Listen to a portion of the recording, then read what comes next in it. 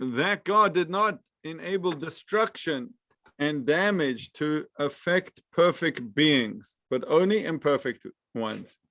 So this is an important point that, okay, so there's evil in this world, and that means that it's destructive, right? Evil is destructive, and those things, are deficient.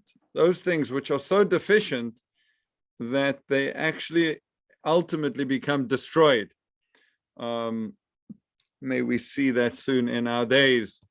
So that only applies to deficient things, but not to perfect things. Therefore, when all beings become perfected in the world to come, they will no longer be subject to destruction in any way. So that's we have to remember that. Wait, I feel like we did this because I'm going to see. It will no we looked at the shoe, didn't we? Sorry, why? This is further back. This is 6, part 2. I thought we started 7. Did we finish part 3? My apologies. I don't think we did. I think. Hang on a second. Did we do part 3 then? Because somehow the video only said up to part, or maybe it said up to part 2. I'm confused now. Let's try part 3. Did we do this? Let's see. Yeah,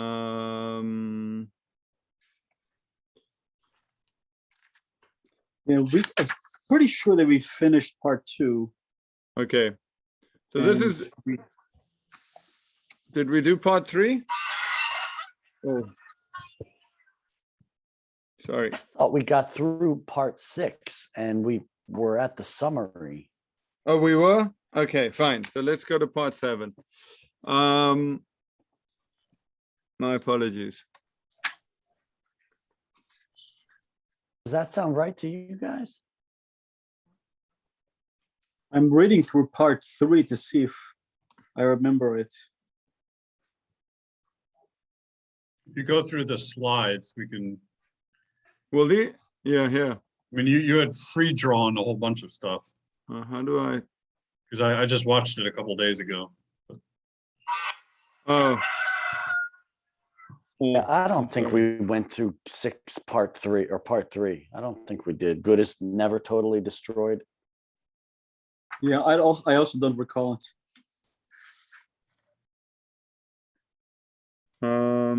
Okay, fine.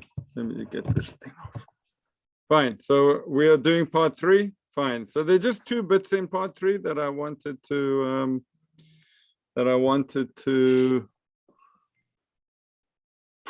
focus on. This bit, therefore. Oh, hang on a second. I have to resume share. Okay. What happened, by the way, when I paused sharing of my screen? It was still sharing, it looked like. Oh, okay. Interesting. Okay. Therefore, okay, go on. Someone read, please. Therefore, let's see, page 349. Therefore, he decreed that that destruction would never wipe something out completely to the point that not a trace of it remains. Instead, he arranged things in such a way that whatever damage is caused can still be repaired. He did this by ensuring that created things would still remain and still maintain some minimal level of existence even amidst destruction, until they can return to full strength, like a sick person who recovers from an illness. Okay, so things are deficient, they're getting destroyed, etc., etc., but there's always some remnant for it to come back. And then he speaks about actually death, right? What happens when we die? Is there something left of us that can, is there something left of us that can be resurrected? So, although, go on, Jason. Oh, you're muted. Jason, you're muted. sorry. Although the body returns to decompose in the earth, we know that one part of it, called the luz, remains, from which the body itself will be rebuilt. It is therefore self-evident that anything less destructive than death cannot be a total destruction. It too must be a type of damage that can be repaired. Similarly, the Jewish people in exile have been brought down to the depth of destruction. As it says of them, God has caused me, i.e. the Jewish people, to dwell in darkness like the dead of the world. Nevertheless, it states in another verse, even when they are in the land of their enemies, I will not so despise or loathe them that I would destroy them.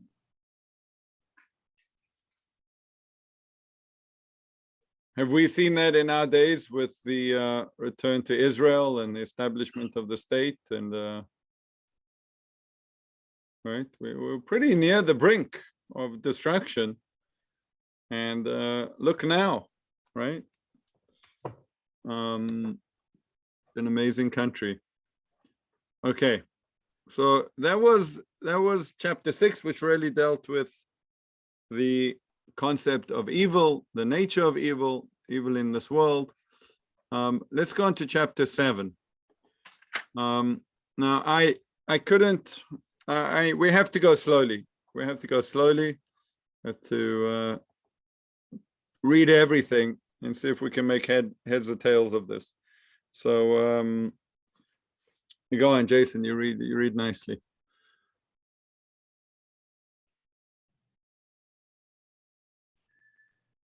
We now need to complete our explanation of the system through which God directs the creation. We have learned that God fixed the limits of evil and established the maximum effect it would have. After that, he set in place a perfectly designed system to direct the world now that evil had become an integral part of it. As we know, God's general intention was that evil should exist for the limited period of time that he decreed and then be destroyed. For the beginning of creation, he has been guiding the world towards its successful conclusion, that evil will cease to exist. This is one of the ways God directs the world, which we already mentioned in our earlier discussion about the revelation of God's oneness. However, during the whole time when God wants evil to exist, the world needs to be guided in another way as well. After all, evil was not created without reason. It was created to allow man to serve God through free choice. Therefore, the world needs to be guided in a way that is appropriate for the fulfillment of this task in all its details. Okay, so, going back to the most fundamental premise of this book is that God's intention was to reveal his oneness, Hashem Echad, and in order to do that, he created a world that's deficient. He created evil. The ultimate nullification of evil will reveal God's oneness, right? He ein od milvado. There's no other besides him. So there's no other power. There's nothing that can stand in God's way. There's nothing that was, etc. Fine. So that's nice, but what actually governs the world while evil is allowed to exist, right? What is God doing? What are the underlying principles on which God is running the world during this period? So we've touched on this before, but this chapter goes into much greater detail. Where are we here? Okay.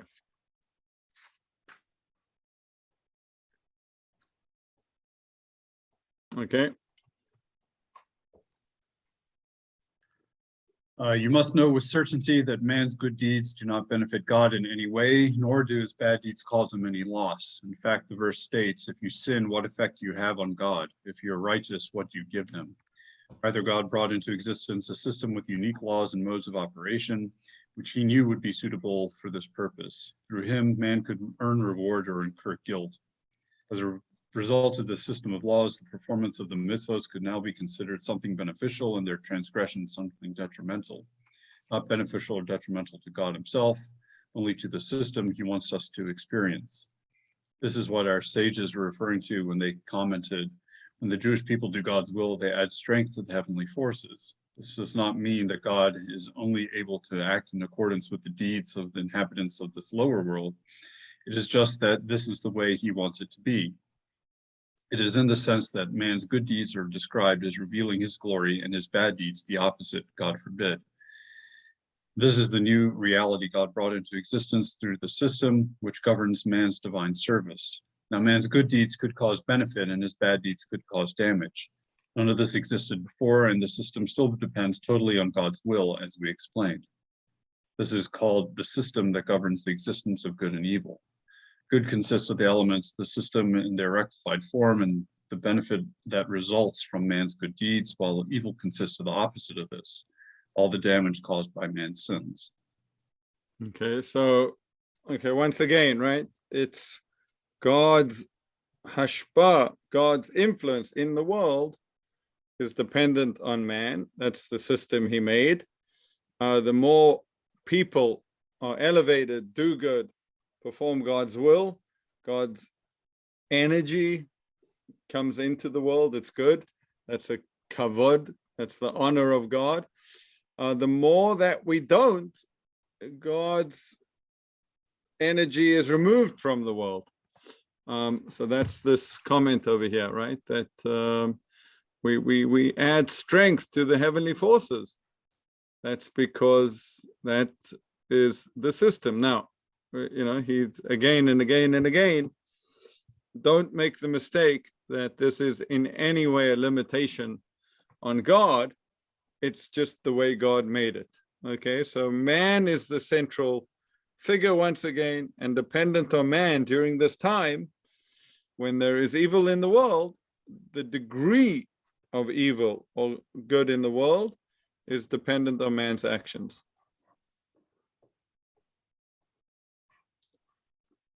Okay. After that, it was Wait, necessary. I'm sorry. Can we just go back one step? Sure. I thought previously, and again, I missed the session. I thought that evil was introduced into the world by God. Like in the beginning, there was by the absence, but here it seems that evil is now sort of introduced by man's bad actions. And do you understand where my confusion, where? Yes. So I think there's two things.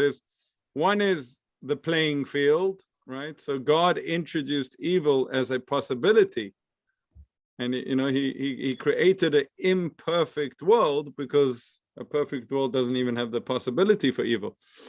Now that the world is created that way, he gives the steering wheel to, right? Nice God, right? He creates a car with a swerving, with a faulty steering wheel, and then says, okay, man, you drive.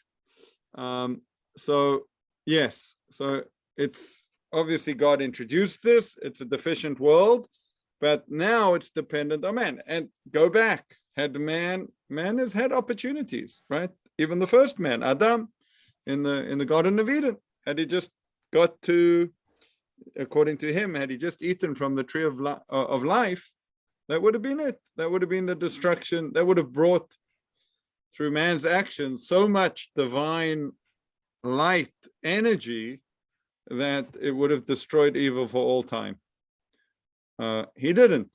God ate from the tree of the knowledge of good and bad, and that brought a tremendous bit of evil into the world, and that's what we're dealing with.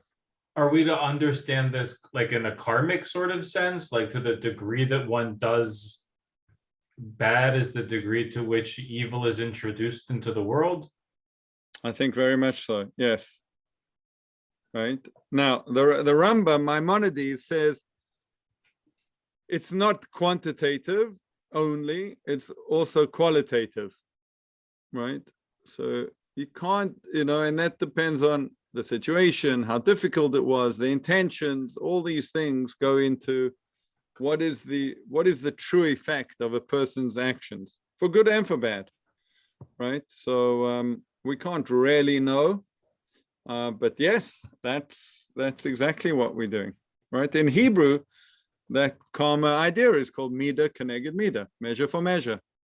And according to the Ramchal, normally people think about mida keneged mida in, you hit your friend, so when you weren't looking, another friend hit you, But according to the Ramchal, it's very beautiful. It's the measure for measure, meaning that the amount, it's called a mida, it's called an amount, the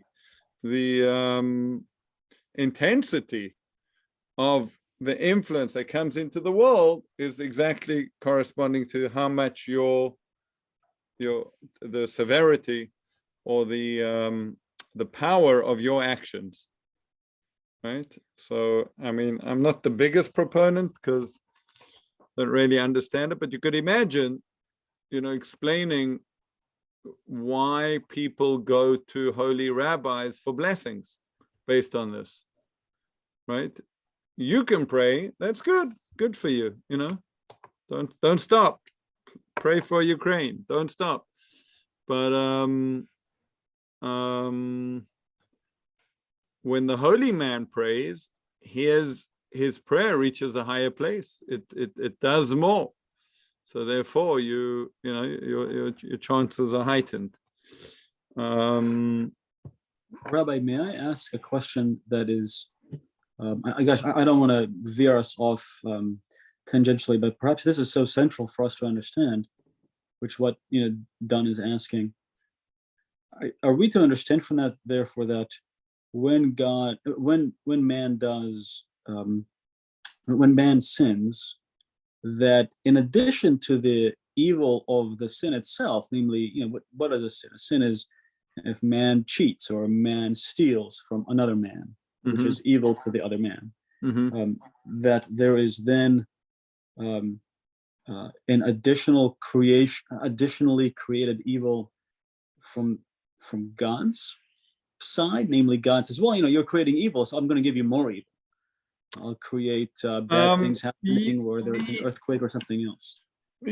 Well, yes and no, meaning according to the book, the way it works is that, think about a light with a dimmer on it, a dimmer switch, right?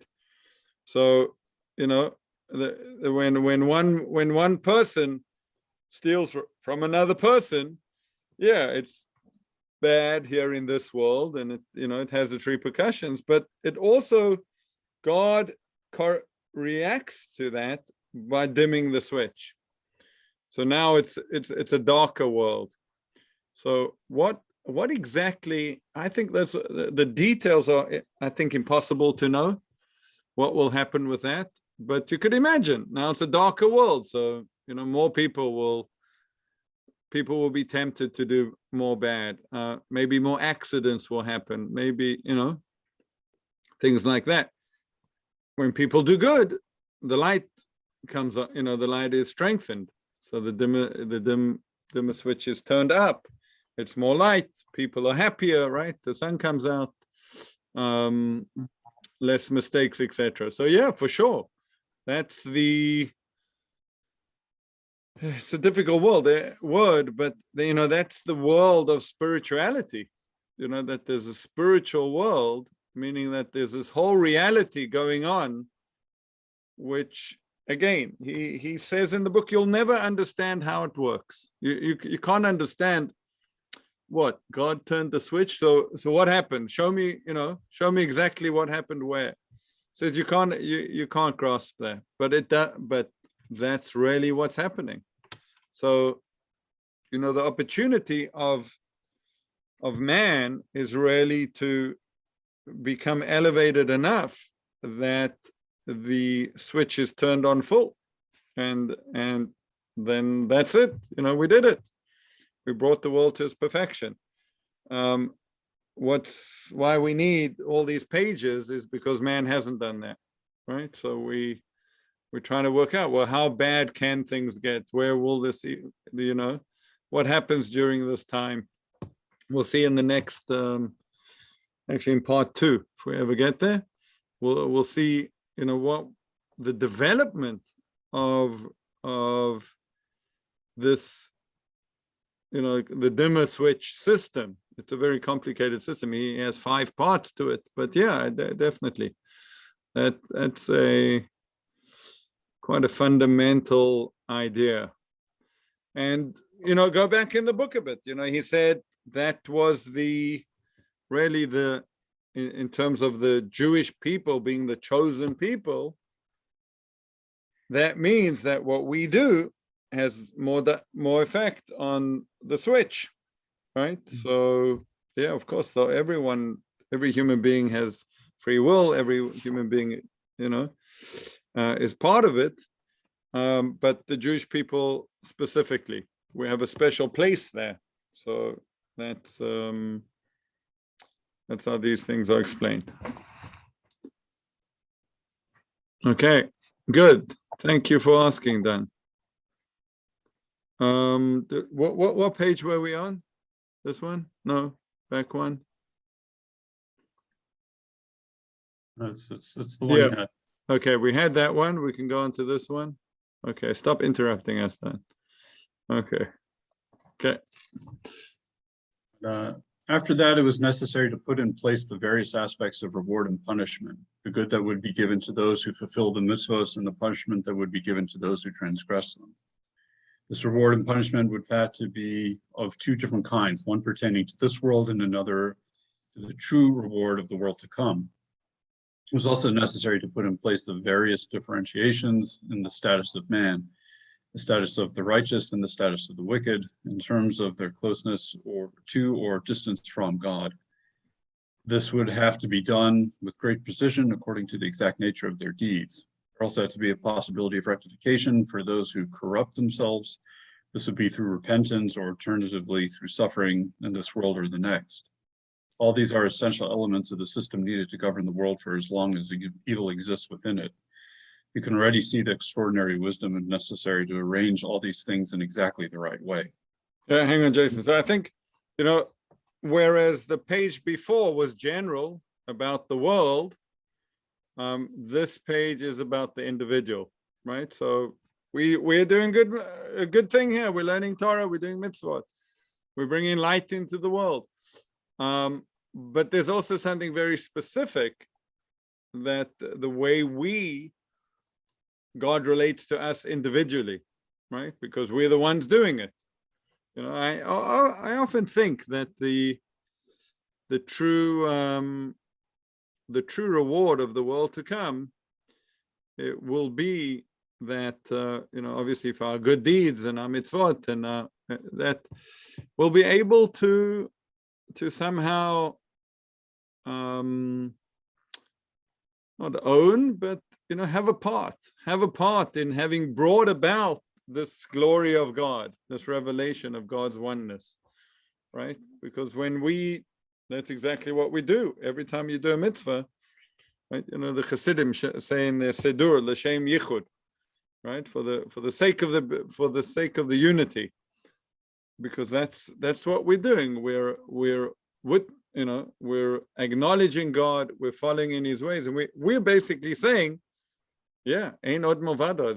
What else? What else are you gonna follow? Like, that would be crazy. You got to follow God. This is truth. This is the right path.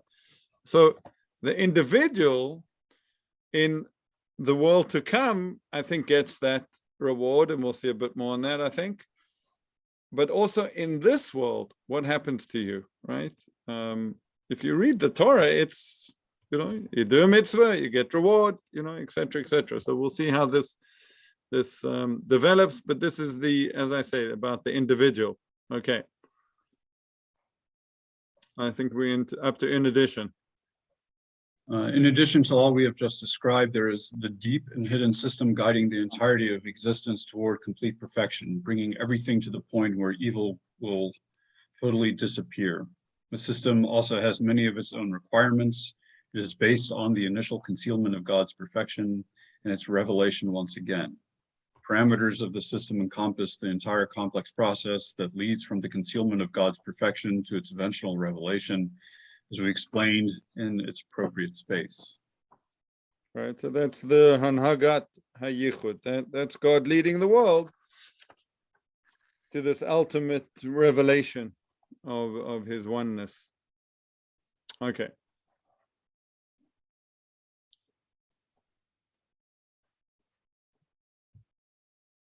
We will need to give a full explanation of these two systems, even if we cannot explain all their details. Since they are without end, we will at least explain their general principles to the extent that we can. But keep in mind, it seems like we did this early on in the book. Everything in the middle is meant to obviously enhance our understanding, but he is going to go into much greater detail over here. Okay.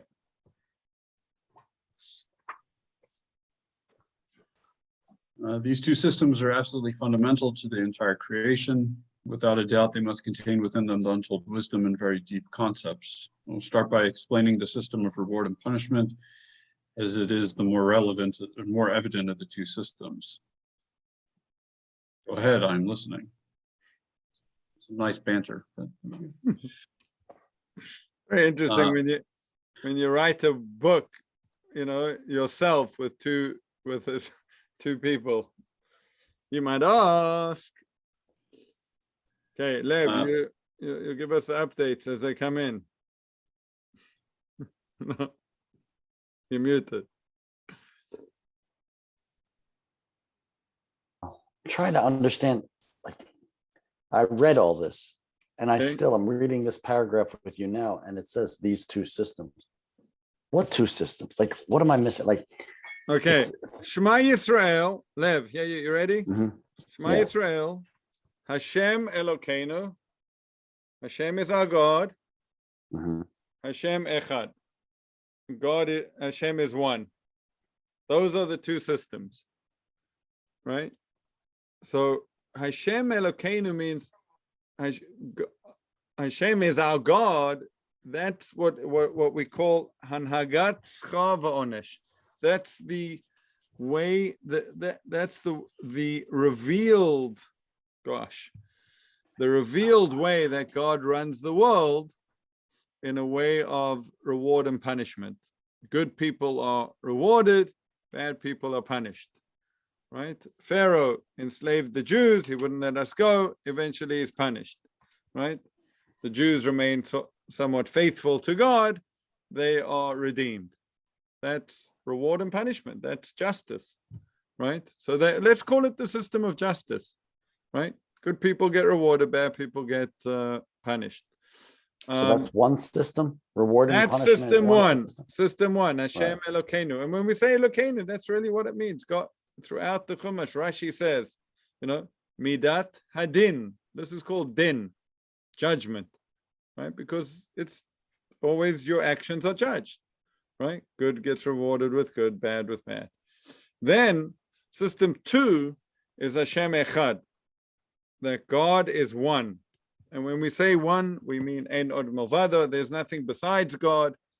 There's nothing worthwhile besides God. That is an underlying current in the world, which is, I think, according to him, that's really invisible. That's an invisible current going on in our world. But it explains so much of our world, right? It explains what's going on with evil, that evil has an end, that this world has an end point to it. Explains a lot of the prophecies about B'yomahu, on that day, Hashem Echad, right? Etc. So that's system number two, which is the more invisible one. Okay, so that's why he says, I'm going to start with reward and punishment, as that's the more evident. He means the one that we can, more revealed, the more, right? The one we live with. But we have to understand that, right? Because do all evil people end up getting punished? Do all good people end up being, right? Being rewarded? Okay. Go ahead, I'm listening.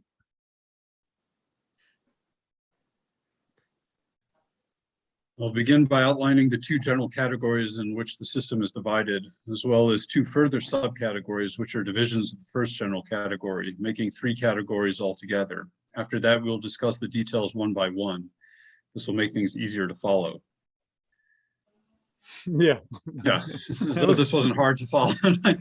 Great introduction for something to make something simple. Okay, yeah. Since Two God- categories, A and B, and A1 and A2. Fine. God acts upon the world in the particular patterns and ways that he chooses, we need to identify two fundamental categories of operation that he established within the system of reward and punishment. The first category consists of everything that depends on his actions, all the ways his divine emanation acts upon the world and the rules that govern this process. The second category consists of everything associated with how we are affected by these actions, all the ways we receive this emanation from him and the laws that govern this. Furthermore, the first category, which consists of his emanation upon the world, actually consists of two subcategories. In order to understand this, let us examine the following verse. As the Father punishes his Son, so does the Almighty your God punish you. This means that the punishment God inflicts upon the Jewish people is not vengeful, like the blow of an enemy. Rather, it stems from the love he has for them, like the love of a father for his son. For it is written, he who spares the rod shows hatred for his son, while he who loves him disciplines him while he is still young. We see, therefore, that Jason, hang on 1 discipline... second. I want to bring it up. I don't know what happened. 182, 180, 381, 385, 7, 9, 91. Oh gosh, what happened to this page? Does everyone have their book with them? Yes. Yeah, great. Keep on reading. We on what page? 383.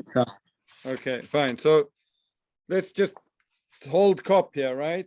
So A, what God is doing, right? The first category, everything that depends on his actions. B is how we are affected by what God decides to do, how we receive that emanation. Now we're going into back to A. So, what's God thinking, basically, right? What's God's decision-making process? So we have a verse that tells us that, as a father punishes his son, so too God punishes you. Okay, go on. We see, therefore, that discipline actually stems from love and that open rebuke is the result of hidden love. There are two positive consequences of this principle. One, even when God must inflict punishment, it is not done with cruel anger, but with great delicateness. This is because his hidden love does not allow anger to prevail and become merciless. At times, he sees that those who deserve punishment do not have the strength to bear it. So he exercises compassion and does not administer punishment at all. This is because even when he needs to bring punishment upon his creations, his hidden purpose is only to express compassion and bestow good. This is the concept of God rises from the throne of judgment and sits on the throne of mercy. We now need to gain a detailed understanding of these three categories, as well as the factors that bring them to completion. Okay. First, I need to set, before your Hang introduction. on a second. Let's try hold cop here, right? So actually I have to write this down. We've got right, God's decision, right? And then how it affects us.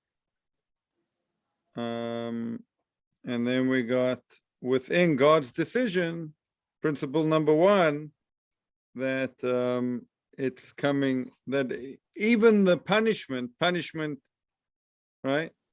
It comes from love. It's tough love, right? Punishment equals tough love. And that then, right? What are the three things that came from that? Well, there are two positive consequences, right? So it's not done in cruel anger. And number 2, if people don't have the strength to bear it, they don't get it.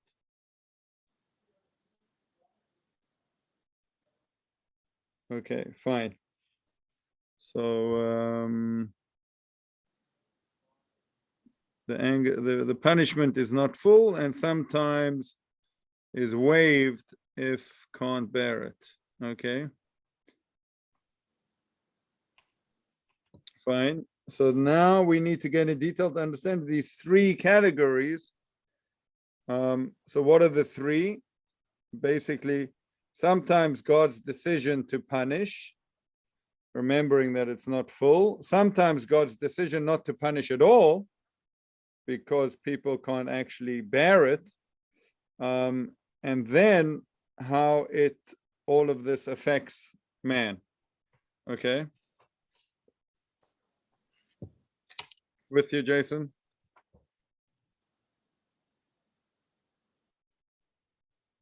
I found this part of it interesting. It's like he and Don can probably correct me on this, but I think I brought this up once before. There's a guy literally at the same time of this in England, named Thomas Bayes, who created a system of reverse probability, essentially attempting to, I understand it, prove God's existence based on what he saw around him. And I just thought it's sort of interesting. Like he sees the world and he sees how evil happens and how people are punished or not punished. And by that, he looks sort of backwards and tries to create what is essentially a mechanistic, the mechanisms by which the world is ruled through God and his oneness. Mm-hmm. I thought was more in kind of this, this part of it. Interesting, right? Mhm. Although I think his method is much more based on the prophets, right? The Ramchal is taking from the words of the prophets, which are at times seemingly very contradictory. Even, he finds a nice bit of prophecy for everything he says. Hard to know which one came first. It's interesting that at this same point in time in the early 18th century, these two people were kind of creating what was essentially the same purpose. Right. I wondered what was going on in the world that made them do this. I guess there was some energy. There is, yeah. Okay, I'm not sure you appreciate it, but there is a according to the Zohar, there's a prediction about really the Industrial Revolution, and that at the same time as the openings of the wisdom of mysticism to the world at large, which really the Hasidim are quite responsible for. But yeah, there does seem to be some, some things become accessible, and then people from different parts of the world can access it. Was he more widely read than just within the Jewish tradition? I mean, was it a time at which Judaism was taking ideas from the environment, or was it a more?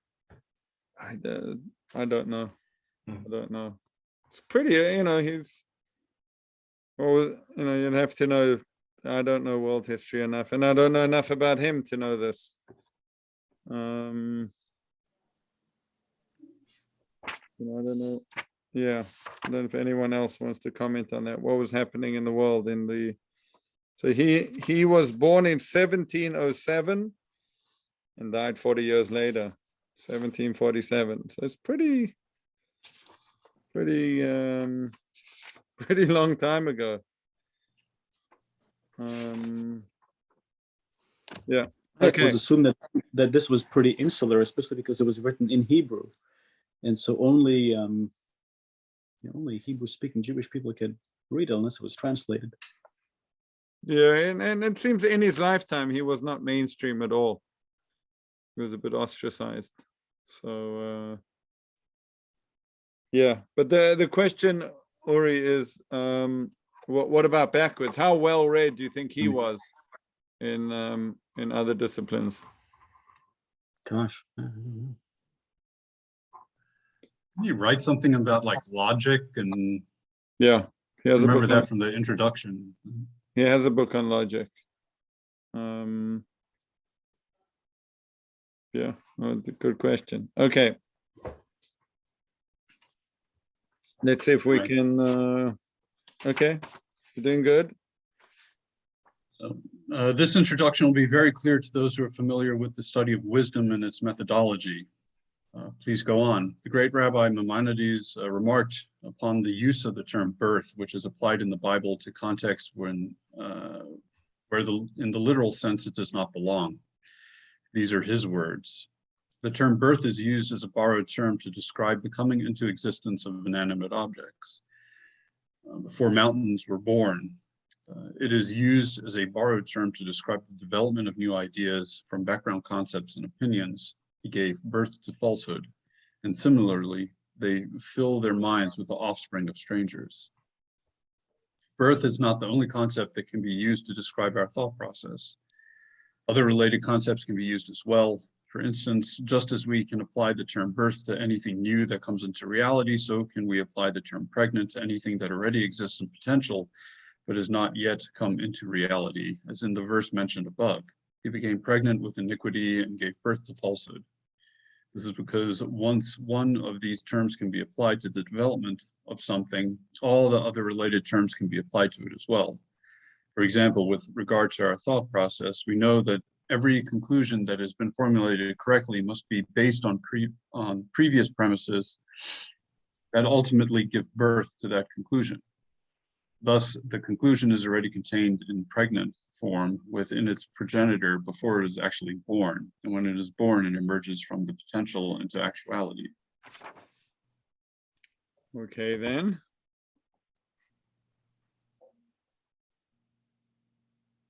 Okay. This process through which things are born from pre-existing factors extends even further. The perfect state of every perfected thing is an addition to its basic state of existence, since it is able to exist on a basic level without that perfection. Therefore, the cause behind the thing will have two functions. One, to bring that thing into being on its basic level, and two, to perfect it, since the same cause that brings something into existence also perfects it and maintains its existence. This is because something only becomes perfected when when its cause have fully given birth. When the cause has given forth its full potential, the thing that is born from it will reach the ultimate state of perfection. All this is self-evident to anyone familiar with the ways of wisdom. Apparently I was not familiar with the ways of wisdom. Yeah, it's hard to know what he really wants, right? What's the chidush? What's so novel about what he's saying? Now you have already learned that every element of existence is linked to every other element to the extent that each one is drawn after the other and each one is born from another. Beginning of chapter 5, part 3. All of them form part of one interconnected unit and a single reality that is not complete without all of its constituent elements. In fact, it is upon this unity that the beauty and perfection of the world depends, as I explained above. All this will give us great scope to examine and deepen our understanding of all the wisdom that God has built into his creation. We will know that every element of the system that God uses to run the world has another element which precedes it and necessitates its existence. This element will be called the cause or progenitor of the latter element. It is what gives birth to, and then perfects the thing that must necessarily be born from it. The structure of development is what gives rise to the entire interconnected mechanism that I mentioned above, which operates from the highest heavens down to the lowest part of the world below. This interconnected mechanism functions because everything that exists in the world from the highest level to the lowest level, from the most elevated to the most inferior, is connected to every other thing, one thing giving birth to the next, necessitating its existence. God causes one of his divine emanations to transmit its influence down to the lower world, we need to discern not only what its emanation does to the world now, but also its latent potential to generate whatever else must emerge from it. Everything that a particular divine emanation brings about in the world is always an anticipation of the potential that still needs to emerge from it. God goes further and actualizes this potential. The new aspect of emanation that has been actualized will in turn bring into the world a much more clearly defined and delineated reality. Until that time, this new clearly defined reality was only a potential anticipated with the product of the initial emanation. Only at this point does it come into actual existence. And even this new clearly defined reality exists in an incomplete form and in a complete form. All these matters are simple to those who have an understanding of the ways of analytical wisdom. We take the time to look deeply into these patterns and laws of God's creation, we will discover profound and awesome wisdom. We'll be able to understand many deep secrets of the Torah, and we will be able to solve many doubts and difficulties that someone unfamiliar with these concepts might have in the area of divine providence and faith in God. There's no doubt in my mind that only through the appropriate ways of learning wisdom can one gain even that minimal understanding of God's actions that it is possible to attain. Anyone who tries to enter into these types of investigation without the necessary preparation and learning is purposefully reckless and cannot succeed. Take heed.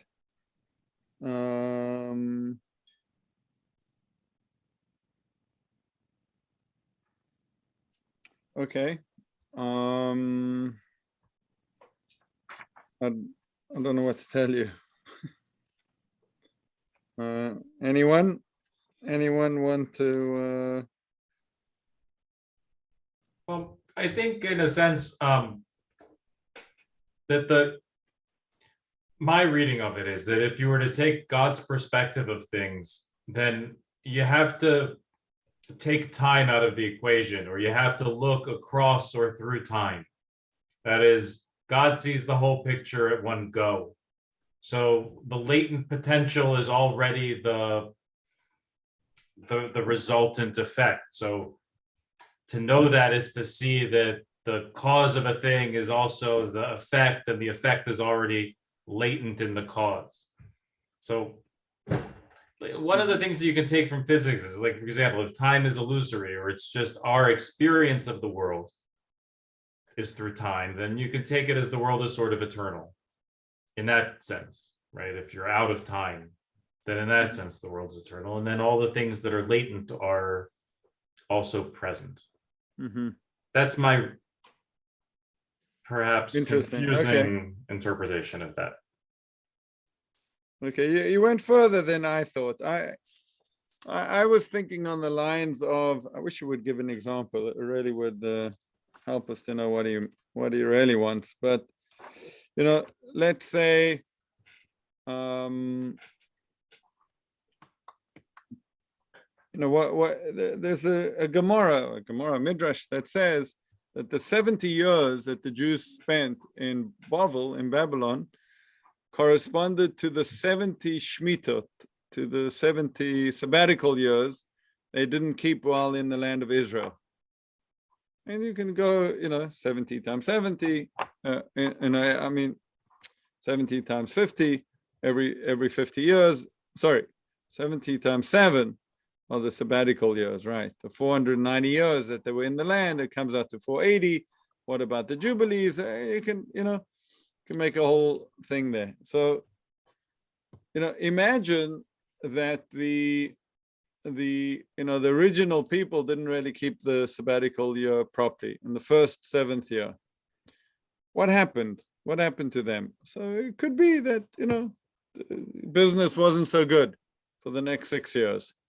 And then there was another sabbatical year. And again, they didn't keep it so well, and business wasn't so good, and et cetera, et cetera. And this keeps on happening. What they would never perceive would be that after doing this 70 times, they're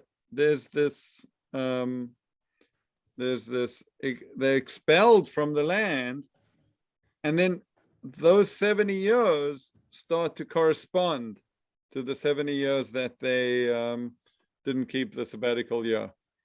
So, God's decision God's reaction to let's say to punish the people at the time would have been perceived in one way. Okay, business, it's not raining properly, or the rains aren't good. But there's much more to that God's decision, that he wants the land to, in a way, rest. He's going to force that.